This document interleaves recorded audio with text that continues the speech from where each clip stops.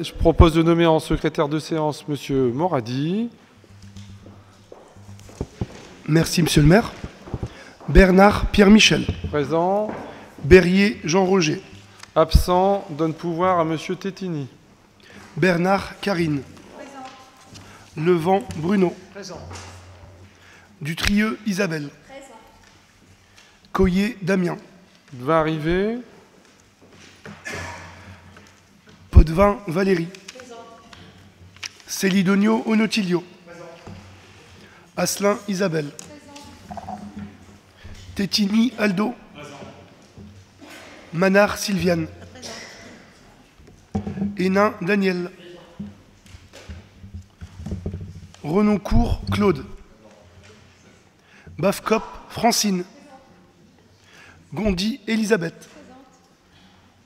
Delbove Nicole. Benguenou Amar. Bille Isabelle. Beljouri Ali. Pirez Martine. Thorez Isabelle. Présente. Vincent Alain. Kenouf Nathalie. Messager Patrick. Présent.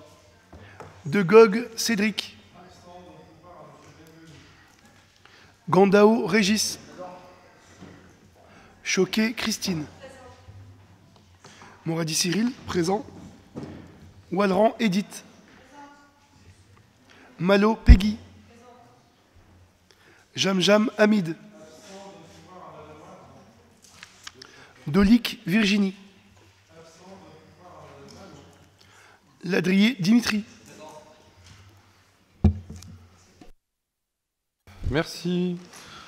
Nous allons commencer donc par quelques communications. Tout d'abord, donner le résultat du recensement de la population. On a obtenu les résultats il y a fin de semaine dernière. Donc c'est plutôt une bonne nouvelle puisque nous avons une augmentation de 1,7% de la population et nous passons donc de 13 270 à 13 504 habitants, soit 234 habitants complémentaires. Donc c'est vrai que ça faisait quelques années où on n'avait pas eu une augmentation, en tout cas aussi importante, ce qui montre, je pense quand même qu'on a encore une certaine attractivité, comme le prouve également le nombre de demandes que l'on a au niveau de notre service logement. Un deuxième point d'information, ça concerne, c'était un sujet qu'on avait abordé il y a quelques temps, c'est le collectif 23 sur la place Roger Salengro. Donc on a été sollicité par Partenor sur la mise en place d'un étaiement pour sécuriser les balcons et les coursives, compte tenu du vieillissement du bâtiment et des risques inhérents à son état. On est en train de regarder avec les services parce que l'étaiement, notamment pour les balcons, entraîne une contrainte importante au niveau de la voirie, puisque la voûte ne fera plus que 3 mètres de large. Puisque pour l'étaiement, ils sont obligés de mettre des piliers. Si ça fait 3 mètres de large, on ne peut plus passer en aller-retour. Ça veut donc dire soit on fait une circulation alternée, que je vois difficilement gérable au niveau de la place, notamment au niveau quand il y a les jours de marché ou les différentes manifestations, parce que cet étaiement va durer quelques mois, voire quelques années. J'ai eu une réunion aujourd'hui avec Partenor. Soit on fait un sens unique dans le sens de l'entrée ou dans le sens de sortie. Bon. Donc il va y avoir une concertation assez rapide qui va avoir lieu, puisque pour des raisons de sécurité, je pense qu'on ne va pas pouvoir attendre indéfiniment avant d'accepter la mise en place de cet étaiement. Et une fois qu'il y aura l'étaiement, il y aura donc des travaux qui vont être réalisés. Donc c'est compliqué puisque c'est une copropriété. Une grande partie sont des locataires. Il y a 10 propriétaires. Les balcons sont fortement malades et actuellement Partenor a retenu, suite à une assemblée générale 2021 avec les copropriétaires, mais qui auraient peut-être changé d'avis, de maintenir les balcons avec un système de plaques carbone pour sécuriser tout cela. Sécurisation des coursives, changement, évacuation des eaux pluviales, quelques travaux au niveau de la toiture. Enfin, toujours est-il qu'il y a à peu près 1 million d'euros de travaux programmés, avec une participation de chaque copropriétaire en fonction des travaux qui leur sont dus. Mais pour commencer les travaux, il faut que Partenor et les paiements de tous ceux qui sont concernés. C'est pour ça qu'aujourd'hui, on a un calendrier de début de travaux éventuellement en mars-avril. Mais s'ils n'ont pas la capacité de payer les entreprises à commencer, ça veut donc dire que ça peut commencer dans 9 mois, dans 8 mois, dans 12 mois, dans 20 mois. Donc, si l'étaiement est placé, tant que les travaux ne sont pas finis, l'étaiement reste en place. Donc c'est pour ça que j'évoquais que c'est quand même un sujet qui est conséquent et qui ne permet pas de leur donner une réponse rapide. Donc on réanalyse avec les services les études Veritas qui avaient été faites en 2020-2021. Le dernier rapport d'un cabinet mandaté par partenaire. Nous, on avait entre-temps mandaté également une expertise pour voir s'il y avait vraiment un danger extrême, mais il y a 2 ans. Donc progressivement, le bâtiment se détériorise et il faudra bien à un moment donné valider donc la sécurisation et les travaux actés par partenaire et les propriétaires et les locataires. Parce que dans le cadre des travaux de balcon, il y a 2 appartements, il y a du désamiantage à faire également. Les balcons, pour mettre les plaques carbone, il faut rentrer à l'intérieur de chaque appartement. Ça veut donc dire qu'il faudra peut-être faire des opérations tiroirs. Donc ils ont bloqué 3 appartements au niveau de la résidence Salengro, un autre à Basely. Enfin, il y a un peu de travail à mettre en place. Et c'est vrai que nous avons été sollicités d'abord par les habitants et qu'on a, nous, contacté Partemor dernièrement en les imposant une réunion avant la fin de l'année. Donc on a eu cette réunion cet après-midi. Et il y aura d'autres réunions le mois prochain parce que c'est un sujet qui est important et j'ai regretté la façon de faire de Partenaire avec, effectivement, nous mettre dans la boucle très tardivement. Et je leur ai rappelé que de toute façon, au niveau des travaux, une fois qu'ils commenceront, donc je ne sais pas quand, hein, ça peut être en avril, comme ça peut être en avril 2024 ou 2025, en fonction de comment les propriétaires vont valider les travaux ou non, en sachant qu'il y a une assemblée générale demain matin. Mais que vous soyez au courant, en tout cas, qu'il y aura des impacts liés à une sécurisation de ce bâtiment pendant quelques temps. Pour les logements tiroirs, comme on l'a toujours fait, c'est ce que je leur ai rappelé, c'est que les personnes qui ne sont pas en capacité de changer de logement, il faudra bien qu'ils nous trouvent d'autres solutions, parce qu'on a des personnes âgées, il faut prendre en compte leur état de santé, leur état psychologique. Changer un appartement de quelqu'un qui a 88 ans, même s'il est dans la même résidence, ça peut rester compliqué. Donc il y a un travail vraiment social à faire, et j'ai demandé qu'il y ait un travail en dentelle. Pour chaque logement, on veut un rapport accompagné avec nos services, pour acter de comment ça va se passer. Donc c'est pour ça que je voulais qu'on en rediscute, même si la réunion a lieu cet après-midi. Comme ça avait été un sujet qui avait été évoqué par Oui, je veux changer ma ville, il y a quelques temps maintenant, pour évoquer que le dossier est toujours en cours, c'est en train d'avancer, mais qu'il y a quand même une confrontation, je vais dire, entre ce que Partenor veut mettre en place et une partie des propriétaires. Donc on sait que ça ne va pas toujours être facile. Et moi, je suis là pour aider nos habitants à trouver une solution la moins impactante possible, que ce soit les locataires ou les propriétaires. Donc ça a été rappelé également à Partenor, mais avec les textes de loi qui régissent les copropriétés. Ce qui rend un peu plus compliqué les choses. Voilà sur ce point. Rappeler les vœux à la population, donc le mercredi 17 janvier à 19 h à la salle des fêtes. Il y aura tout compte fait un conseil municipal fin janvier, parce que pour solliciter des subventions pour la DETR et puis encore une autre subvention de l'État, il faut que les dossiers soient rendus avant le mi-février. Ils ont renversé les délais. Et donc nous, pour préparer les dossiers, il faut absolument qu'on ait un conseil municipal. Donc le prochain conseil, ce sera le 29 janvier, donc on repart un lundi, hein, lundi 29 janvier à 18 h 30. Et on a pour habitude de présenter les chefs de service, chefs de pôle, qui arrivent ou qui sont en place depuis peu. Donc je vais demander... Madame Caroline Senet, c'est vous qui allez vous présenter, hein, quelqu'un va vous prêter un micro. En tout cas, Madame Senet va remplacer donc Madame Cerdan, que vous avez tous connue. Elle va donc devenir, à partir du 8 janvier, responsable du pôle développement social et territorial durable. Donc, à l'avance, merci d'avoir choisi notre collectivité, hein, puisque il y a toujours, c'est des postes où c'est pas toujours facile pour les collectivités de trouver des personnes compétentes. Et puis, nous vous souhaitons la bienvenue sur la ville d'Anzin. Merci monsieur le maire, c'est assez impressionnant, clairement. Bonjour à tous, je suis Caroline Senet, j'ai un parcours de consultant sur les questions de développement durable et d'économie sociale et solidaire. dans différentes structures, et notamment des coopératives ou des associations. Le point commun dans mon parcours, c'est d'avoir toujours été travaillé pour l'intérêt général et l'utilité sociale. Et finalement, arriver dans une collectivité, ça me paraît tout naturel par rapport à ces objectifs-là. Et donc, enfin, je suis ravie, impatiente d'arriver, et j'arrive le 8 janvier. Et impatiente de travailler avec les uns et les autres. Il y a beaucoup d'élus référents sur la délégation, donc on va se voir bientôt. Bon conseil. Merci. Effectivement, c'est un gros pôle et elle est d'autant plus pressée, c'est que même s'il n'était pas encore en poste, elle est déjà venue assister à certaines réunions importantes dans le cadre de la mise en place de la nouvelle politique de la ville, etc. Donc merci pour votre investissement en tout cas. Ensuite, voilà un petit cadeau du CAPEP. Le CAPEP, notre ferme urbaine, a eu sa première récolte de miel cette année. Donc ils nous ont offert donc, un pot de miel pour les fêtes de fin d'année. Alors, je vais faire un peu de publicité, mais pas trop, parce que bon, c'est la première année, donc ils ont récolté à peu près 100 kg de miel, mais donc c'est vite parti. En tout cas, pour la deuxième année, ils espèrent en avoir beaucoup plus, et ce sera donc, on pourra les acheter soit sur site, mais également, on va faire un partenariat avec le CAPEP pour que ce soit éventuellement possibilité de les acheter dans les maisons de proximité ou à la mairie pour essayer de faire un peu de publicité pour cette ferme urbaine. Donc voilà, le CAPEP vous offre ce pot de miel à déguster. En ce moment, vous pouvez y aller. Hein. Il y a pas mal de maux de gorge, de problèmes ORL. Hein.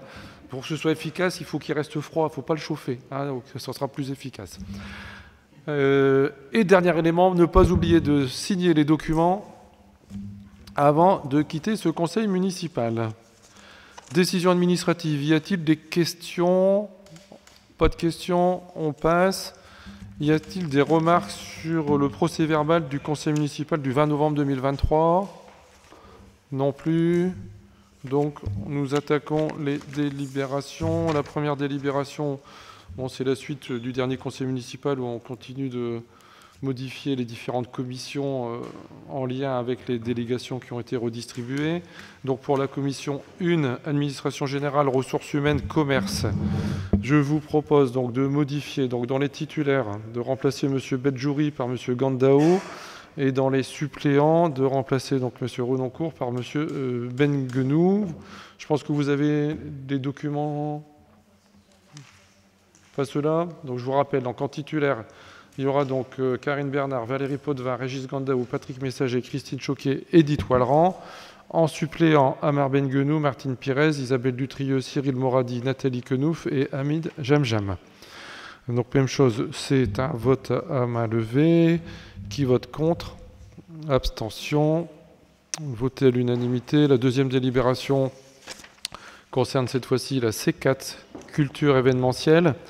En titulaire, on remplace M. Bedjouri par Mme Pires. En suppléant, M. Renoncourt par Mme Quenouf. Et M. Célidonio a désiré laisser sa place à M.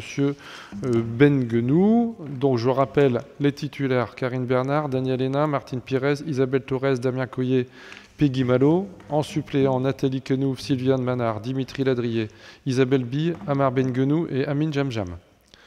Même chose. Qui vote contre? Abstention. Une abstention. Voté à la majorité.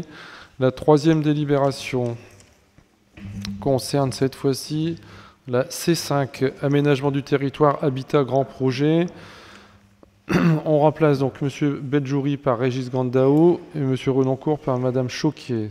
Donc même chose, titulaire: Jean-Roger Berrier, Isabelle Dutrieux, Cédric Degog, Régis Gandao, Amar Benguenou, Amin Jamjam. Suppléant: Aldo Dettini, Christine Choquet, Isabelle Torres, Daniel Hénin, Patrick Messager et Mme Peggy Malo. Qui vote contre? Abstention. Voté à l'unanimité. La quatrième, cette fois-ci, c'est pour la commission délégation de services publics. Les titulaires restent les mêmes: Jean-Roger Berrier, Amar Benguenou, Aldo Dettini, Nicole Delboeuf, Peggy Malo.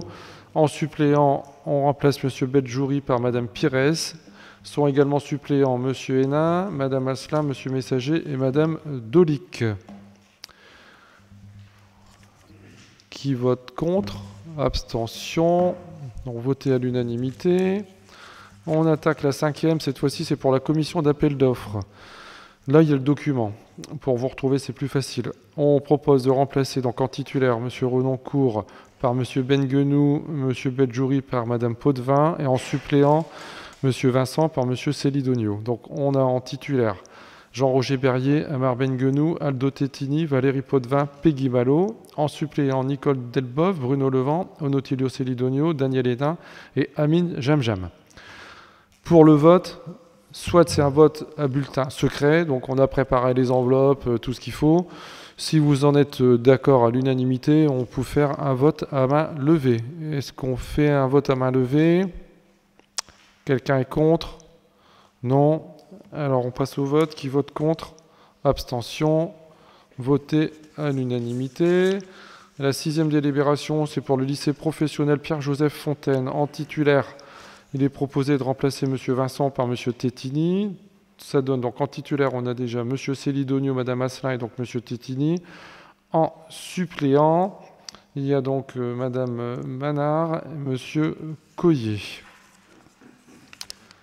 Qui vote contre? Abstention. Voté à l'unanimité.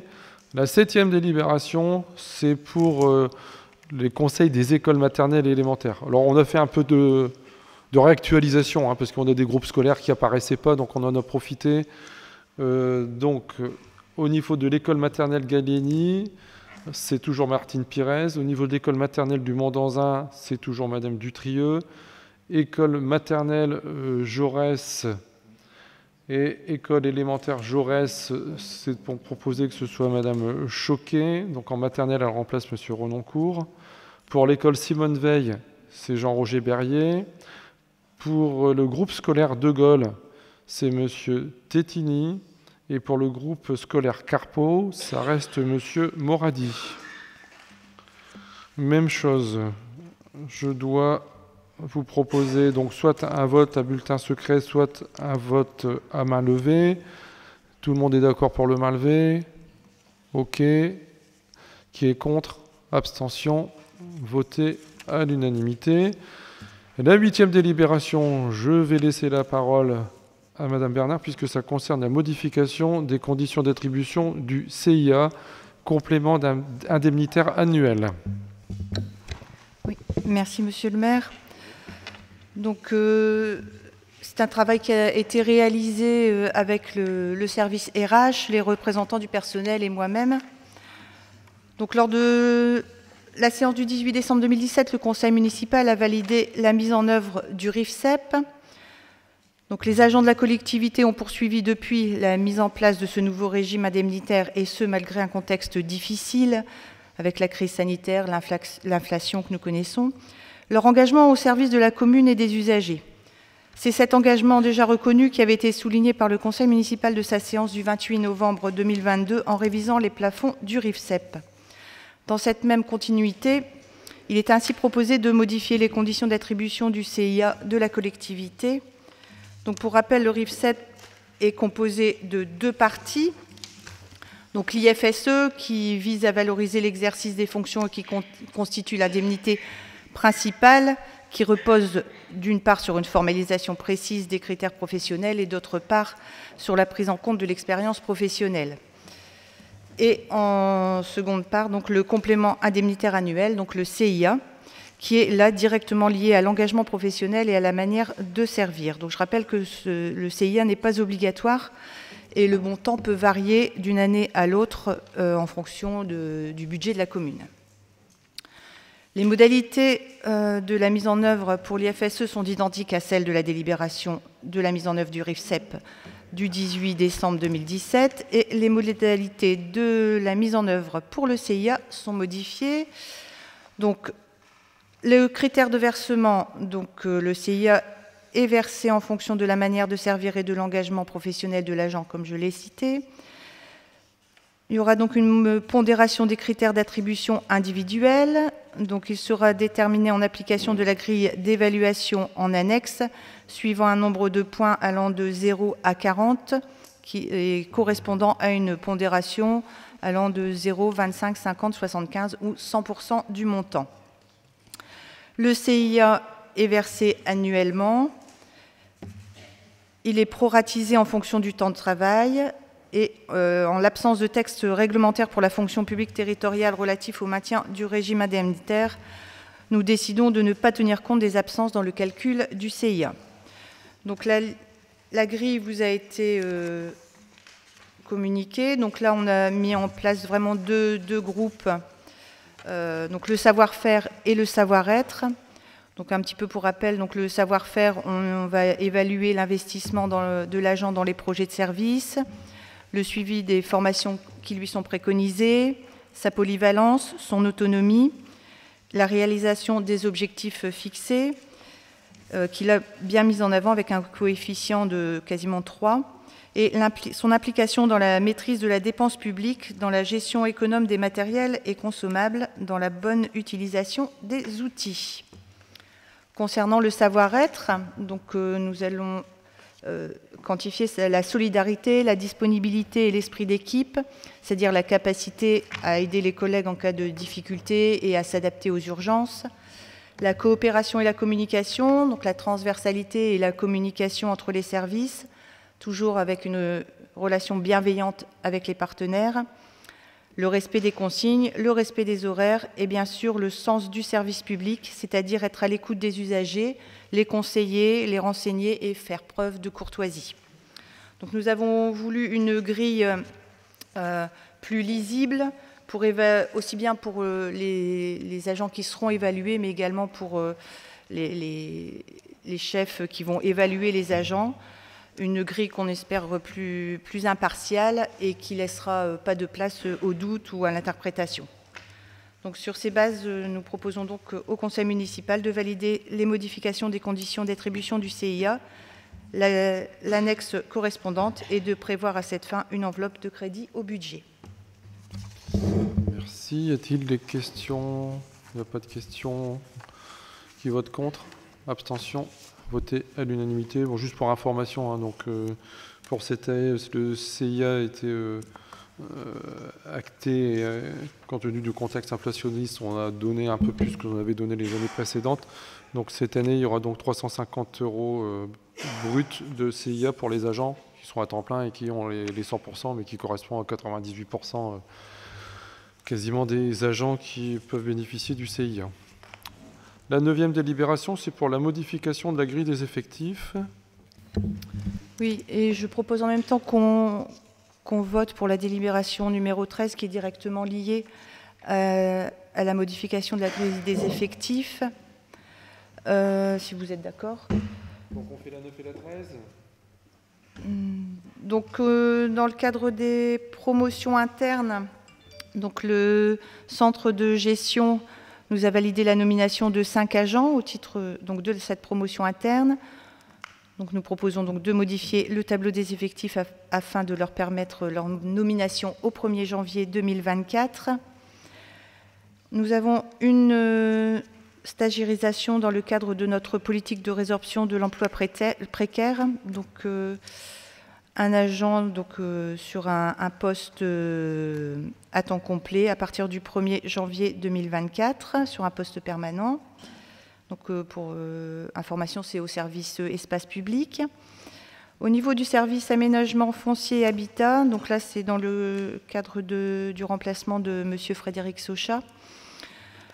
Donc, nous recherchons un responsable aménagement foncier et habitat qui aura pour mission principale, donc élaborer, proposer une politique locale de l'habitat et du peuplement cohérente avec les objectifs de la collectivité en liaison avec les objectifs du PLH de Valenciennes Métropole, suivre les politiques d'urbanisme, valoriser le patrimoine du domaine privé de la ville, gérer les mesures en direction des immeubles dangereux ou troublant le domaine privé ou public, contribuer à la résorption de l'habitat insalubre, appliquer les dispositifs de rénovation urbaine et mise en œuvre des politiques d'aménagement, gestion du service, centre technique administratif, j'en passe, un poste très difficile à pourvoir. Donc, en cas de recherche infructueuse de candidats statutaires, nous proposons ce poste pour un agent contractuel, qui est donc la délibération numéro 13. Y a-t-il des questions spéciales? Donc, on vote pour les deux libérations, la 9 et la 13. Qui est contre? Abstention? Voté à l'unanimité. Donc arrivée de M. Coyer. La 10e délibération, c'est pour les clubs coup de pouce, clem, claclé, fixation de la rémunération des intervenants. Oui, donc 10 et 11, c'est pareil, hein, comme ça concerne les coups de pouce, si vous voulez bien, je vais proposer de voter les deux délibérations en même temps. Donc la première concerne la rémunération des enseignants et la seconde, le recrutement d'animateurs pour compléter les postes. Donc les enseignants, bon, de toute façon, le taux est fixé par un décret. Et concernant les animateurs, donc il nous faudra 4 agents à temps non complet, un à 5h30 hebdomadaire, l'autre à 4h30 hebdomadaire, un troisième à 5h45 hebdomadaire et un quatrième à 3h15 hebdomadaire. Donc je rappelle que l'action vise à développer une offre périscolaire de qualité aux besoins de chaque enfant, d'accompagner tous les enfants dans un parcours de réussite scolaire, citoyenne et sociale, associer les parents à ces démarches en leur proposant des aides et des outils adaptés, prêter une attention particulière aux enfants les plus fragiles ou en risque d'échec notamment, les enfants de la grande section qui ont des fragilités en expression, en lecture, en écriture et en mathématiques. Et c'est une action de coopération éducative qui vise aussi à donner aux enfants confiance en eux surtout. Et ce dispositif est bien sûr gratuit pour les familles et apporte une grande aide aux enfants qui en bénéficient. Merci. Y a-t-il des questions? Non. Bon, c'est vrai que le coup de pouce, depuis le temps qu'on les met en place, c'est vraiment une action qui est très pertinente. La preuve en est, c'est que dans le cadre de la cité éducative, la ville valencienne a acté le fait de mettre en place des coups de pouce alors qu'ils ne faisaient pas auparavant. Donc c'est vraiment une belle action. Et tous les parents qui ont bénéficié, dont les enfants bénéficient de cette action sont contents, et les enseignants aussi. C'est vrai qu'ils travaillent en petits groupes et c'est vraiment quelque chose qu'il faut essayer de maintenir au maximum. Je ne sais plus si je l'ai fait voter ou pas. Tout le monde est d'accord. C'est validé à l'unanimité. On attaque la 12e délibération, donc.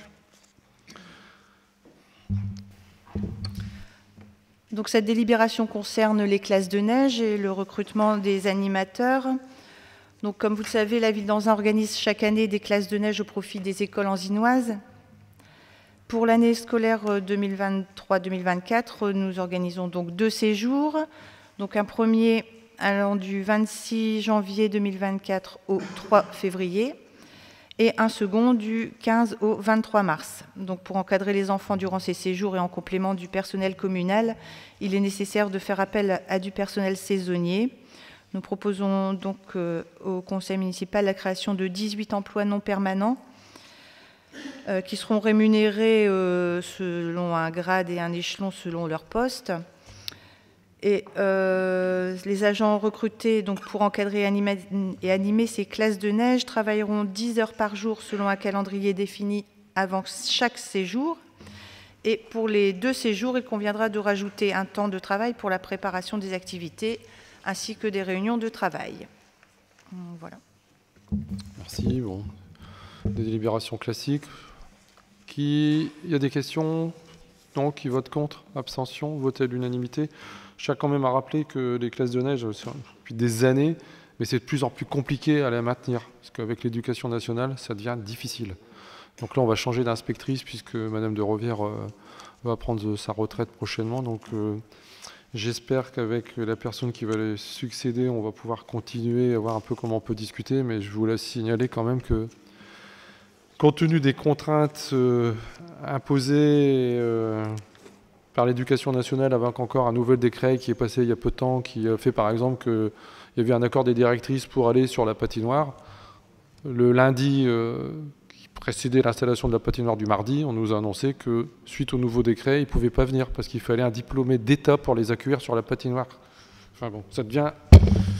Quand ils iront en classe, fête de fin d'année, les enfants vont partir à la mer. S'il n'y a pas quelqu'un qui a son brevet de secouriste, nageur, etc., ils ne pourront même plus aller mettre les pieds dans l'eau parce qu'ils devront être encadrés par quelqu'un qui a un diplôme spécifique. Donc, c'est vrai que les contraintes deviennent de telles que par moment... Donc, juste pour dire qu'on continue de se battre, on se battra jusqu'au bout pour maintenir ces classes de neige, mais c'est vrai que les organisations deviennent vraiment compliquées. On passe à une autre délibération, on change, puisqu'on va évoquer même chose, une délibération qu'on met en place tous les ans en fin d'année, c'est l'ouverture dominicale des commerces pour l'année 2024. Madame Potvin. Monsieur le maire, merci. Oui, comme vous l'avez dit, c'est une délibération qui passe chaque fin d'année, donc pour l'ouverture dominicale des commerces pour l'année de 2024.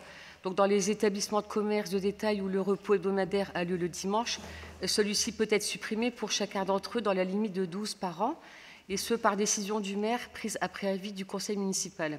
Donc cette liste est arrêtée avant le 31 décembre pour l'année suivante et peut être modifiée en cours d'année, au moins 2 mois avant le premier dimanche concerné.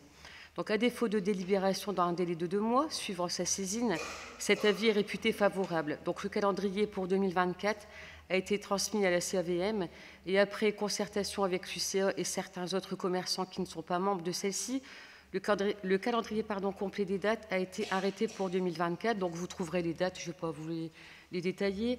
Donc, sur ces bases et après avis favorable de la commission 1, il est demandé au conseil municipal de bien vouloir autoriser monsieur le maire à donner un avis favorable sur le calendrier complet des dates arrêtées pour 2024.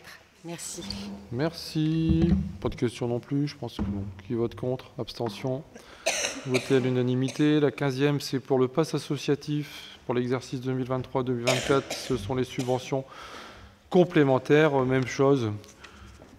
C'est une action qui a du succès, surtout cette année. Hein. Il y a un nombre important de bénéficiaires. Monsieur Tétini.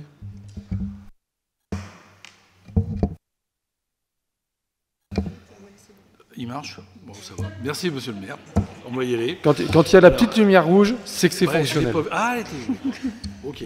Alors, comme annoncé lors du budget primitif, la ville d'Anzin s'est engagée à soutenir financièrement tous les Anzinois qui ont effectué une première inscription au sein des associations de la commune. Cette action permet, sans aucune restriction d'âge, de pouvoir faire bénéficier à chaque nouvel adhérent d'une aide selon 2 cas de figure. Premier cas de figure, une adhésion au club et aux associations affiliées à une fédération. L'aide apportée correspond à 50% du coût de la licence. Deuxième cas de figure, une adhésion au club ou association non affiliée à une fédération. L'aide apportée correspond à, premier cas, 50% du coût de l'adhésion si le montant de la cotisation est inférieur ou égal à 50 €. B, 25 € forfaitaires si le montant de la cotisation est supérieur à 50 €. Pour pouvoir bénéficier de cette aide, des critères sont définis, entre autres être résident sur la commune d'Anzin.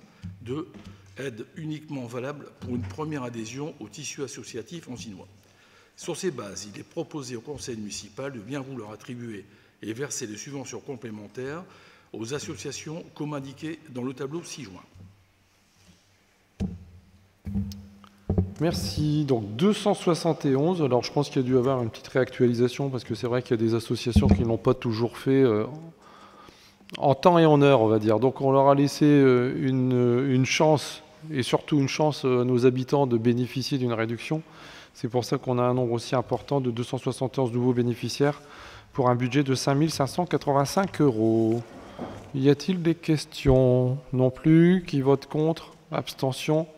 Voté à l'unanimité. La 16e. Monsieur Berrier est en souffrance, je vais présenter ses délibérations. Donc, convention de clôture pour le financement de l'opération de la requalification des espaces publics de la cité minière du Mont-de-la-Veine. Bon, tout le monde est au courant que la cité du Mont-de-la-Veine a été réhabilitée complètement dans le cadre d'un dossier, ce qu'on appelle IT. Il y avait des recettes prévisionnelles et puis maintenant on a les recettes définitives qui ont donc été établies. Il y a donc un petit delta puisqu'on a eu moins de subventions au niveau notamment du FEDER, donc des fonds européens. Il y a donc une convention qui est reproposée pour définir le montant des fonds de concours que la ville d'Anzin doit à la communauté d'agglo de Valenciennes Métropole, puisque c'est l'agglo qui a avancé l'argent, si je puis dire. Je rappelle le coût de l'opération, plus de 4 millions d'euros hors taxe, et la participation de la ville sera de 759 000 €, soit 19% de l'investissement complet. La communauté d'agglo a mis, quant à elle, plus d'1,4 million, soit 35% de l'investissement. Il est donc proposé au conseil municipal d'approuver les termes de la convention, de m'autoriser à signer celle-ci et à signer tout acte relatif à cette convention.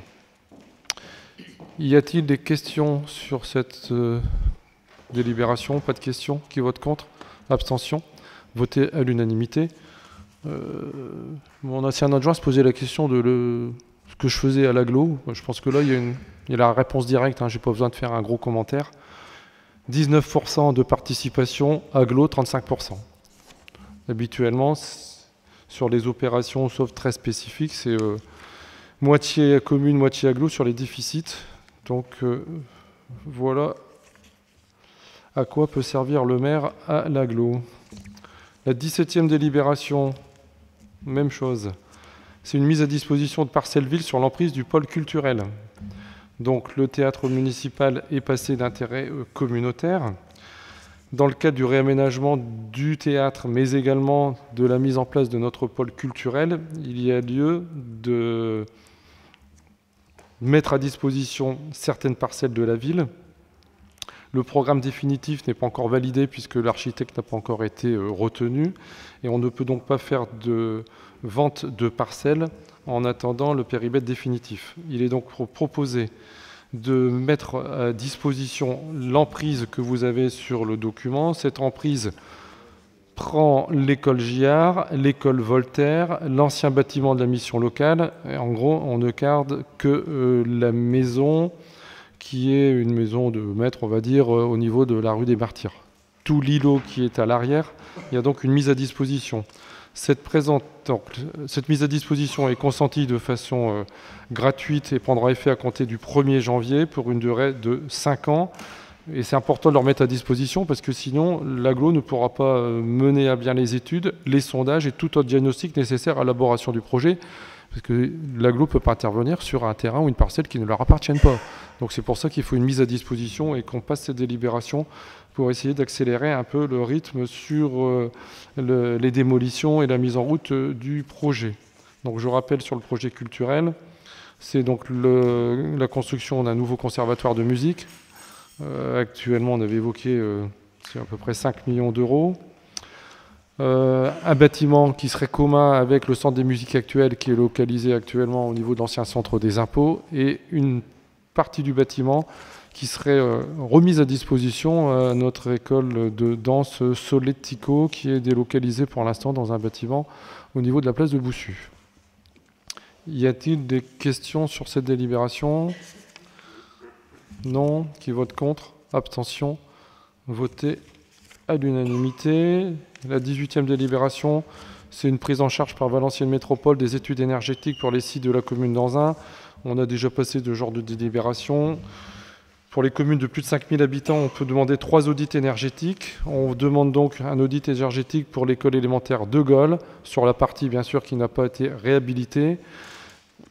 Il est donc proposé d'approuver cette prise en charge par Valenciennes Métropole, en sachant que ça nous permettra d'avoir les différentes études et de décider ensuite, en fonction des différents éléments, de quelle école on va réhabiliter, la prochaine qui sera réhabilitée après Simone Veil et après la micro-cantine de Gallieni. Bon, il y a une réhabilitation à prévoir, donc ça peut être, il reste Mont-d'Anzin, Gallieni, et puis la partie, on se dit, ancienne de Gaulle. C'est les 3 écoles qui restent.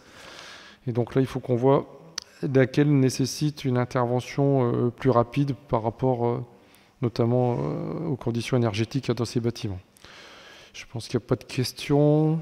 Qui vote contre? Abstention? Voté à l'unanimité. La 19e délibération, même chose, c'est une délibération qui change un peu, mais qu'on met en place tous les ans. C'est une lutte contre l'habitat indigne. C'est une convention sur les modalités de financement des contrôles de décence CAF des logements ouvrant droit à l'AFL. Auparavant, les conventions étaient signées directement avec les communes. La CAF a souhaité conventionner à l'échelle intercommunale. Il y a donc une convention qui a été signée avec la communauté d'agglo de Valenciennes Métropole. Dans le cadre de cette convention, l'agglo a demandé les communes qui étaient intéressées, bien évidemment, pour continuer ces contrôles de décence. 9 communes ont souhaité réaliser les contrôles pour l'année 2023, en plus de 7 communes qui sont assistées par Valenciennes Métropole. Nous avons donc été retenus. Nous sommes rémunérés à hauteur de 100 € par contrôle et il est estimé qu'il y aura à peu près 45 contrôles par an pour la ville d'Anzin.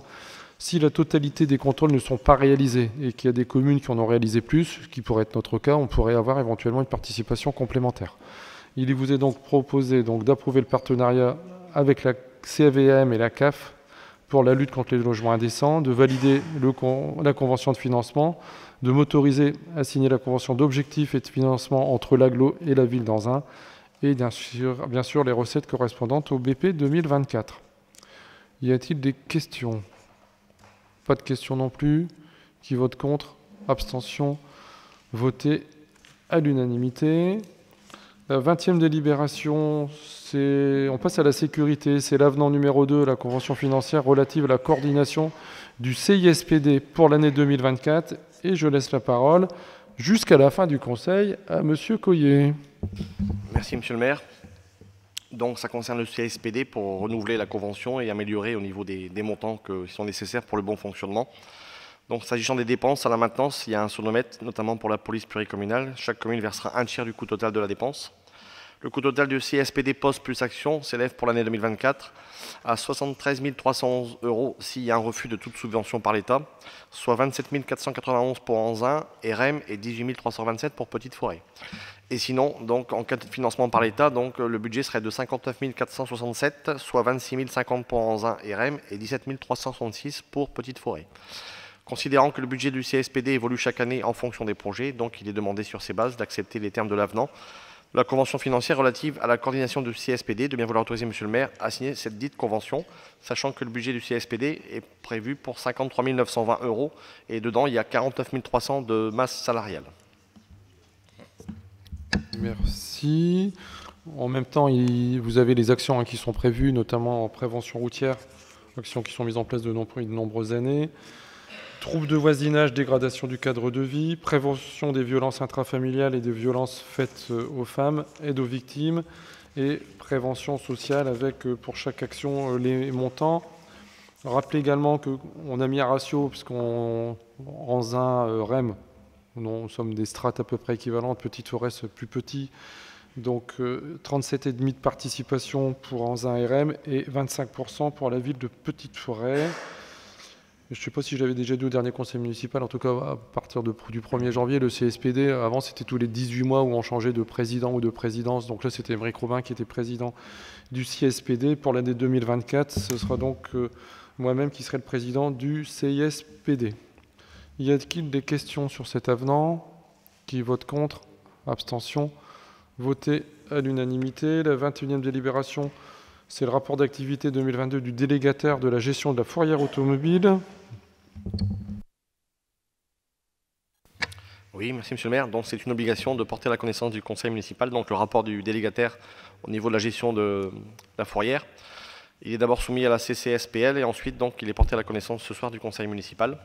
Il doit notamment faire apparaître des données concernant les services fournis, le compte rendu financier et l'analyse de la qualité du service. On peut constater qu'il n'y a pas d'anomalie, puisque donc sur l'année 2022, 137 véhicules ont été mis en fourrière, contre 93 en 2021. Il y en a pour la police municipale 105, qui ont été mis à la demande de la police municipale, 32 de la police nationale, et il y a eu donc 81 restitués par leurs propriétaires, contre 43 en 2021, 54 destructions, suite à un arrêté de destruction, 2 ont fait l'objet d'une opération préalable, et aucun vendu par les services des domaines. La durée moyenne du gardiennage est de 3 jours.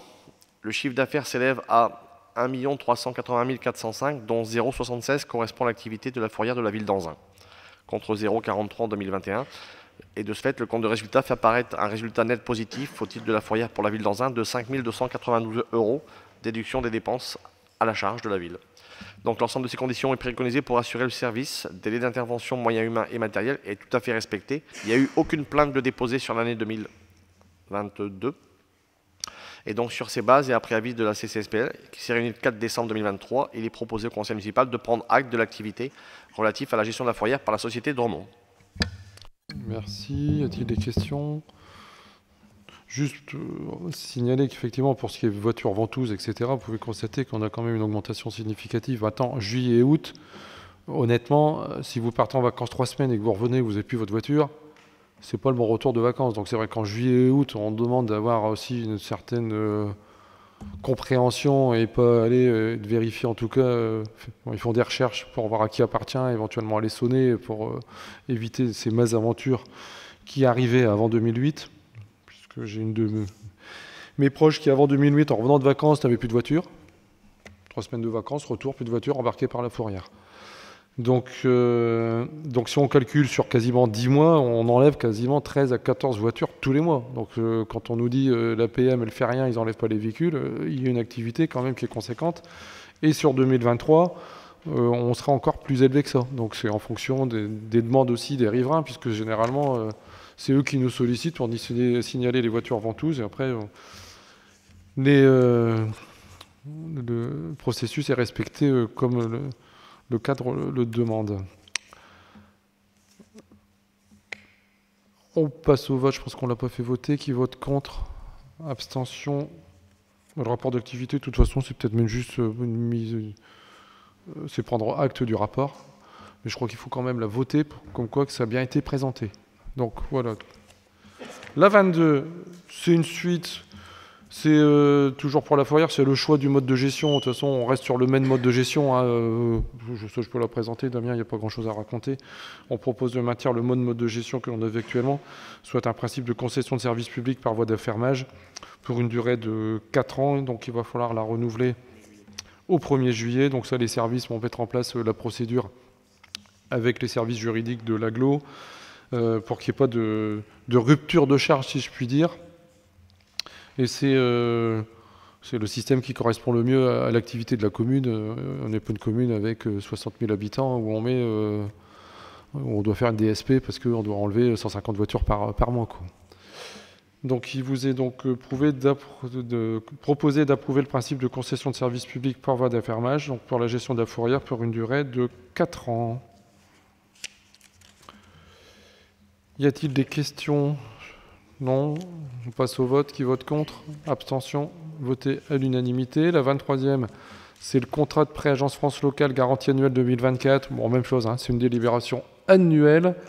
Monsieur Coyer, un petit rappel de cette délibération. Oui, donc c'est pour garantir les encours de la ville d'Anzin auprès de l'Agence France Locale qui nous les a prêtés. Et donc la garantie porte sur l'ensemble des encours restants dus à le jour de la demande. Et la durée, c'est le plus long contrat à rembourser, plus 45 jours. Donc pour qu'on puisse encore par la suite bénéficier de financement auprès de cette agence à des taux préférentiels compte tenu des finances de la ville. Belle présentation synthétique. A-t-il des questions? Qui vote contre? Abstention. Juste pour information, puisque je l'ai signé aujourd'hui, pour le prêt qu'on met en place là ici pour l'emprunt, on signe avec l'AFL. C'est eux qui avaient le meilleur taux par rapport aux autres banques qui nous avaient fait donc des offres. Donc c'est vraiment intéressant pour la commune de faire partir de cette agence France locale. La 24e délibération, c'est la fixation des taux d'imposition pour 2024. Toujours Monsieur Coyer.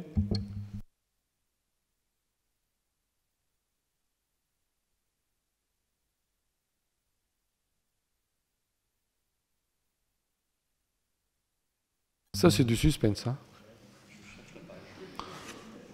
Bon, les bonnes nouvelles, c'est que ça ne bouge pas. Voilà, donc il n'y aura pas d'augmentation des taux d'imposition. Je vais accélérer. Je vous laisse la primeur, monsieur le maire. Voilà, donc on reste sur les mêmes bases. Je crois que c'est la 16e année, hein. 16e année où on ne bouge pas les taux. Donc les bases restent, les taux fixés par la ville sont identiques. 45,98 pour le foncier bâti, 102,10 pour le foncier non bâti. Et pour les résidences secondaires ou autres locaux meublés non affectés à l'habitation principale, 22,79. Et je rappelle que la taxe d'habitation était totalement supprimée en 2023, sauf pour les résidences secondaires. Y a-t-il des interventions? Qui vote contre? Abstention. Voté à l'unanimité. La 25e délibération, c'est une petite décision modificative. La petite dernière, la numéro 4 sur le budget ville 2023. Monsieur Coyer. Ça concerne des frais de personnel pour 30 000 € supplément par rapport à ce qui était prévu initialement. Voilà. Effectivement, ça risquait d'être un peu court par rapport à la ligne pour le 012. Il a donc été proposé de faire une petite marge pour être sûr de pouvoir payer tout le monde et payer notamment le CIA qui a été validé. Je pense qu'il n'y a pas de questions. que tout le monde sera d'accord qu'on paye les employés. Qui vote contre? Abstention? Voté à l'unanimité. Et on attaque la dernière délibération, c'est le budget primitif 2024. Monsieur Coyer.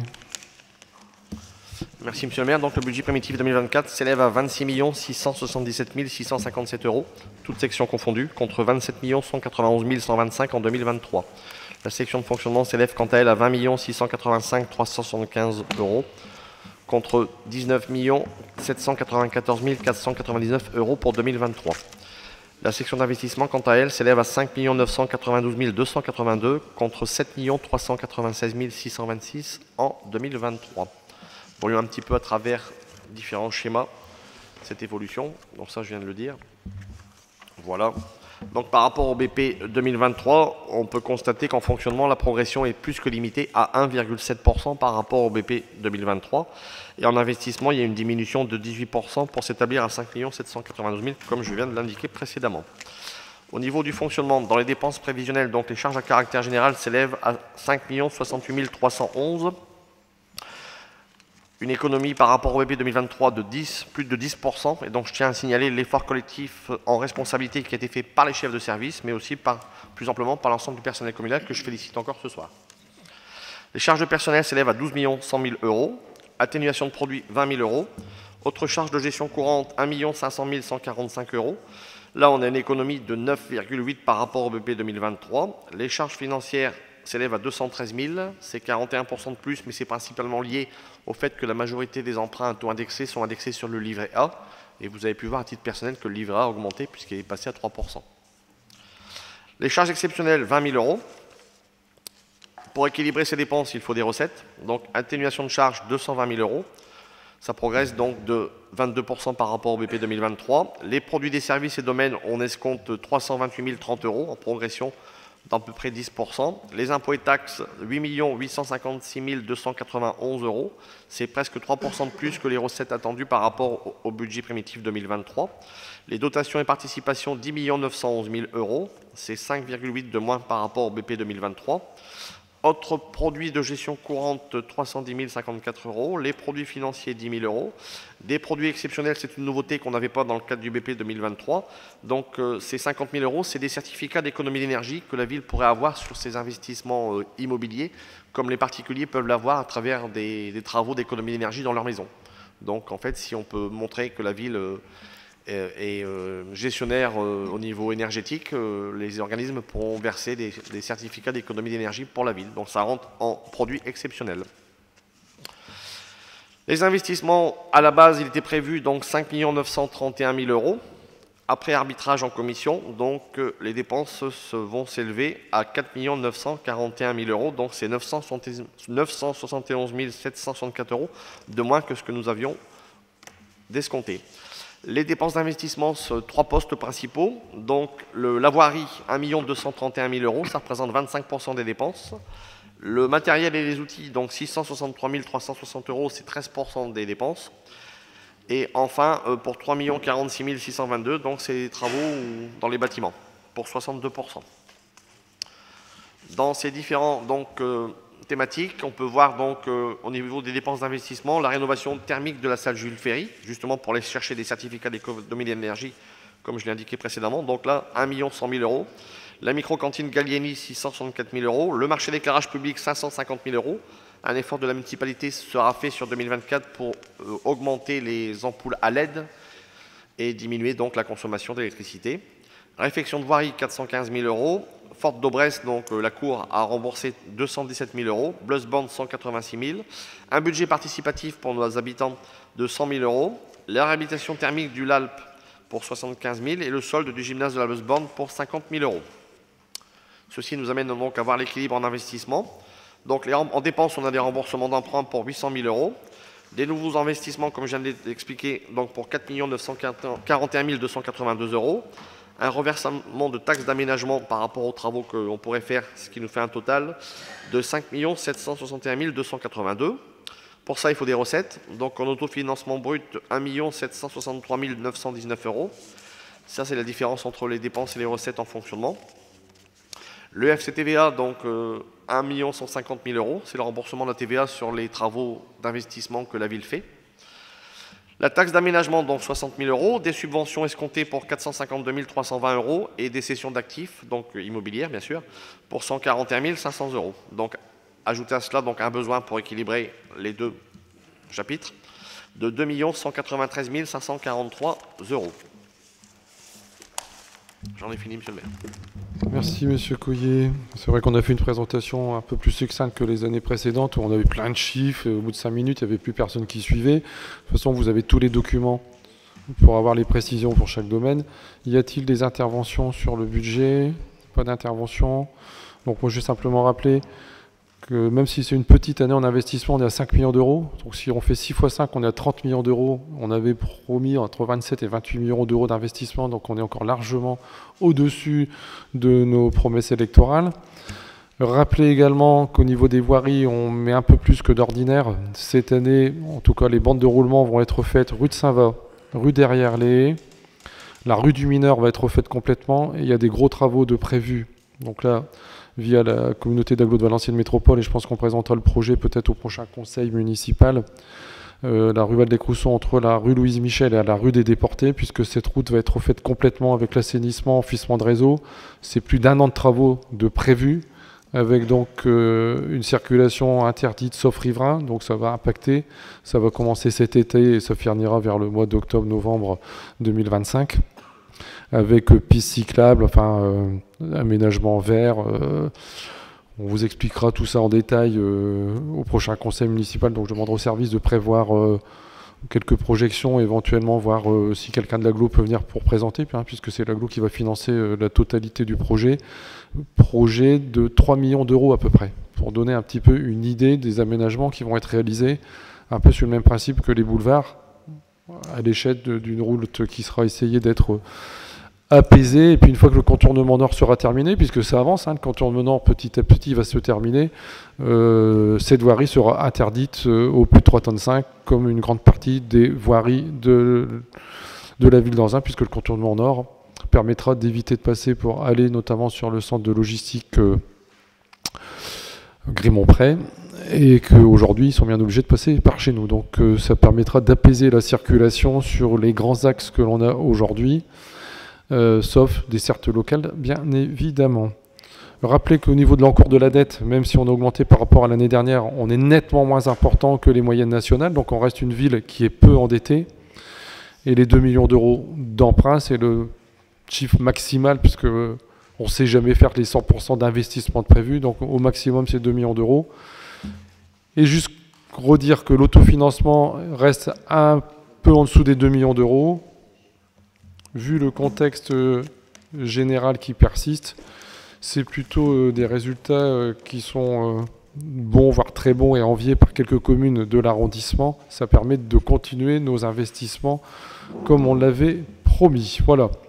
Je vous souhaite de bonnes fêtes de fin d'année. Donc on se retrouve fin janvier. N'oubliez pas de signer. Je pense qu'on a des documents à signer.